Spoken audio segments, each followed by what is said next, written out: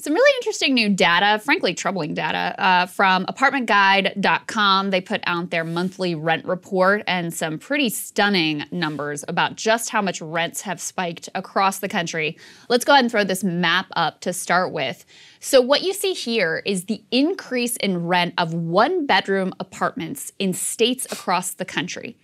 Every single state has seen an increase, and you can see where some of the top states are. They're kind of scattered all over, but as Oklahoma.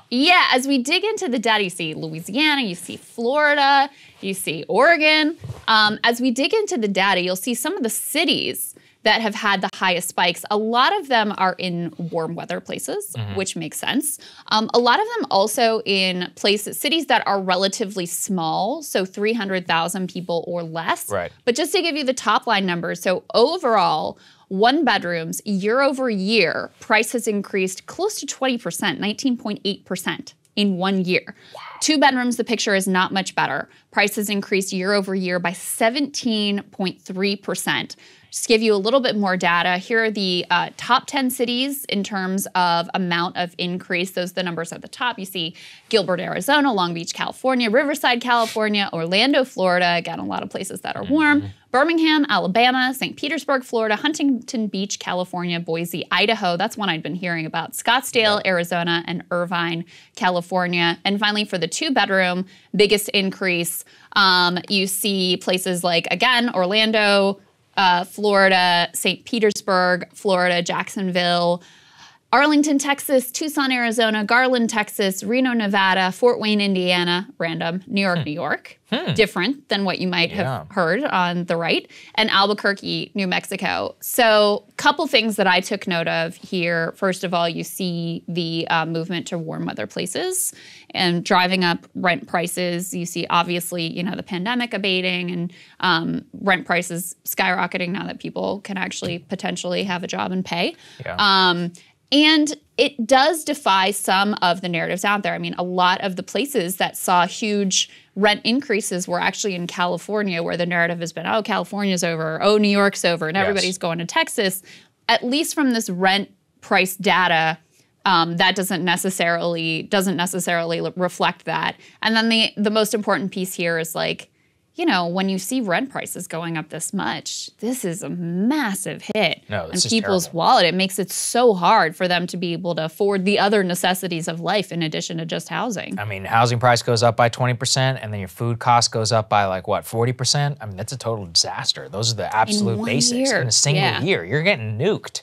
And for a lot of people who are on year-over-year leases, if you re-signed and are up for re-signing in 2021, you probably did see a significant increase. I have a lot of friends who this happened to, who took advantage of COVID deals and now are looming and seeing are we going to be able to re-sign this apartment or not? It's really becoming a problem. And they really point to this fact. Rent inflation is here until 2023.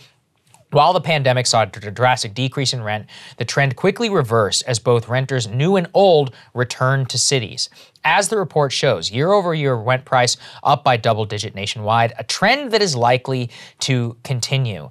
And the other thing that they highest increase in more than 30 years. Wow. But what this captures is internal migration within states and all over the country. Yeah. That's the totally nuts part. So even within California, people said, okay, I'm going to the hotter parts of California. I'm going to the nicer parts because I'm working from home or I have the ability. That creates this competition over scarce resources, which drives the price up. Boise, Idaho, from what I heard, was the same thing. Yeah. Californians who wanted to pay lower taxes, still be on the West Coast time zone, be only like an hour-long flight or whatever away from San Francisco. Boom, they're moving to Boise. Same with Arizona. Scottsdale, Arizona, I'd heard a lot of Californians want to be able on that time zone or within an hour of the time zone, quick flight from home. Texas, obviously, was a long-time story, but it's not just Austin. There's a lot of others. And so that huge internal migration to Georgia, to Florida, to Texas, across the entire Sun Belt throughout the pandemic, as Derek Thompson said on our show, if just 10% of the white-collar workforce moves, that is the largest internal migration in the United States since World War II and population redistribution. I think the whole country changed during COVID. I mean, it's like a totally it's like a almost unnuanced point to make at this point, but it's true. It's just like we had a huge, massive change, and that's disrupting everything. It's reshaped the workplace. It's electoral reshaped map. I mean, the electoral. It's reshaped. I mean, the geography and the landscape of where people are moving to, seeming to seek out these smaller cities, which may be, you know, overall less expensive, even as the rents are apparently skyrocketing to match some of the larger cities. And then also part of why there's a big jump year over year is because a lot of places, New York City, I know being one of them, saw a big decrease in rent during the pandemic. And so now things are coming back and you're seeing, you know, rents increasing beyond even where they were before the pandemic as people are having to go back in some ways to work. Certainly people who, you know, work service sector jobs and those sorts of things have to be back in the city or town, back, you know, in the workplace. So a lot of the internal migration, as you point out, has to do with white collar workers who, many of whom told their employers, like, I'm not coming back. Yeah, a lot of them were like, screw you. No, we're not coming back at all. And if you are going to make me, then I'm going to find another job.